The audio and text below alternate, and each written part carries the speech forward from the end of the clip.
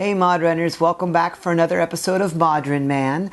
Today's episode is about underwater digital photography. Underwater photography is a great additive to your scuba diving enjoyment. Instead of just going around looking at stuff, you can actually come back with some really cool pictures that you can go ahead and hang up on your wall.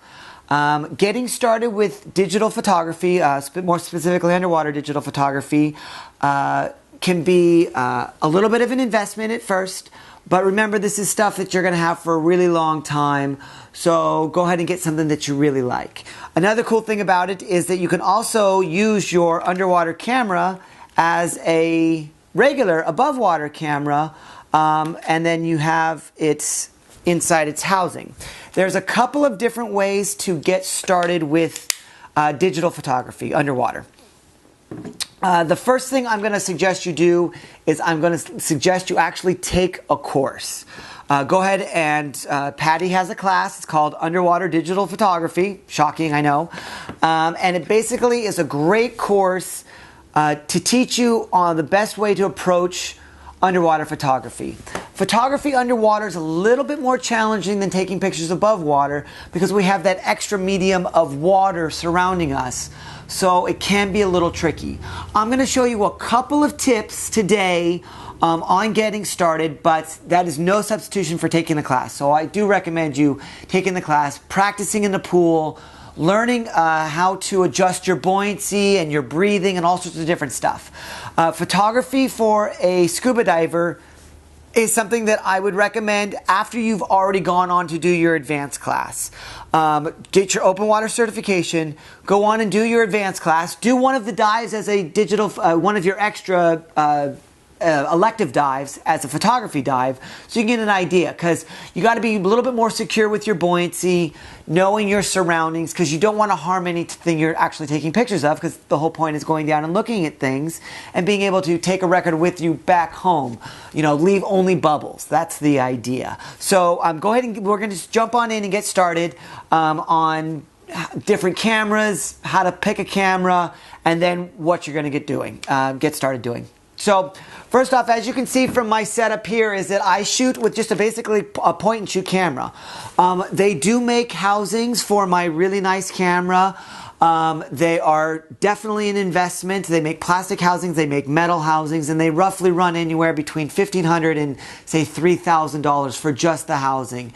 I'm not going to risk putting my really nice camera in a housing yet, just because I've had some bad luck with some underwater stuff. I've actually flooded a strobe, had to buy a new strobe, so I'm not going to be putting my really expensive camera in a housing just yet. And I'm actually able to get some really nice pictures with these point and shoot cameras now. So my first camera was this one here, and as you can see, it's also a house camera. There's a housing camera inside the housing here, but I do have an investment in the external arm, the flash sync cord. It's not an electronic sync, it's just a fiber optic off of the flash, and then a larger strobe. And that's one thing that is the tip that I'm going to tell you now, is having proper lighting underwater makes a huge difference. When you just shoot with a camera that has just the built-in flash inside here, you're not going to get as clean of a picture with this little flash, and you're going to get what's called backscatter. Backscatter is, let's say this is my fish, this is my camera, and in between the two is the water. And inside the water there's particulates, sand and other particulates in the water. And when the flash goes off, it's going to light up those particulates, like I said, sand or other things in the water, and it's going to block the pictures. So here's a picture of a lot of backscatter. As you can see there's a lot of things. To avoid backscatter, what you can do is you can set your camera's flash a little bit off to the side, and when it illuminates your subject, it's going to light up all the particulate this way, but not so much this way, so that when you're taking a picture, it's going to light your subject and not the water. And then the second tip I'm going to give you is get close.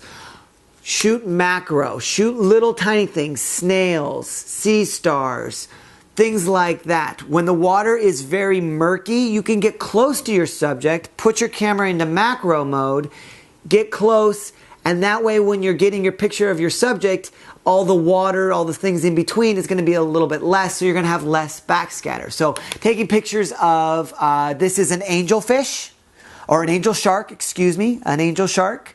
Here's a picture of a sea star. These pictures, getting in nice and close. That's not to say that you can't get close to larger objects like whales and sea lions. Here's some pictures of some sea lions. And I'll just kind of let those go for you. Those, once again, getting close. The sea lion actually picked up the sea cucumber and would drop it. And then I would kind of bat in the air, and the sea lion would come and grab the sea cucumber and then drop it again. And I was able to get some really cool pictures of the sea lions doing that.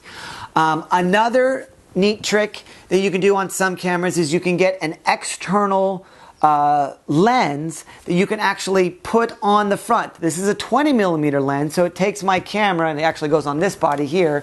It takes my camera from a normal 35mm to a wide angle 20mm, so when something like a whale comes by, or like I said, the sea lions, something a little bit larger, I have a larger area to be able to shoot those photos and get those larger animals in the picture. Remember, fish don't stand still, so you want to be able to snap your picture and you want to time it. All this comes with practice. Same thing with breathing. I recommend that when you're actually snapping your picture is when you're taking your breath in. So you go when you're snapping your picture, because when you exhale, the bubbles will sometimes get in the way of your picture. So be aware of that. There's all sorts of different tricks that you can learn on your own. Having dual strobes and having another external strobe here on the side, so that if I angle it off this way and shoot this way, angle this strobe off this way and shoot this way, I'm getting twice as much coverage of my light, different angles, and not so much the backscatter in between. And then, of course, after you've invested in your camera setup, I like to tether it to me. So I clip this onto my BCD, and then when I'm going through the surf line or on, swimming out, and it's clipped up nice and tight so that it's on close to me, and then when I unclip it, this still stays attached to me. I have room to move my camera around. And yet if I drop my camera, something happens and I need my hands free for something, helping a student or helping somebody in that way, my dive buddy, this will still stay attached to me and I don't lose my whole camera setup. So that's kind of a nice, and this is about $14, $15. It's just a coil lanyard and it stays permanently attached to my camera setup. So that's basically it in terms of the cameras.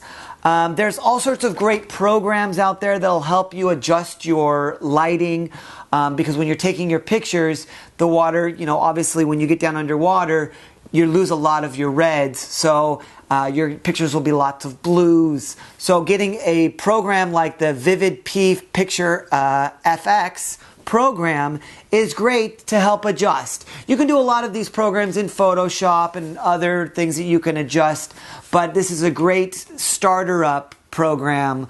Works with Mac and Windows. I met one of the creators at a dive convention a couple of years ago. Really nice people and a great little program. So I do recommend that. So that's basically underwater photography. Go out and take the class. If you have any questions about it, I am an underwater photography instructor, so you can ask me a couple of questions down in the comments. I'll do my best to answer them to the best of my ability.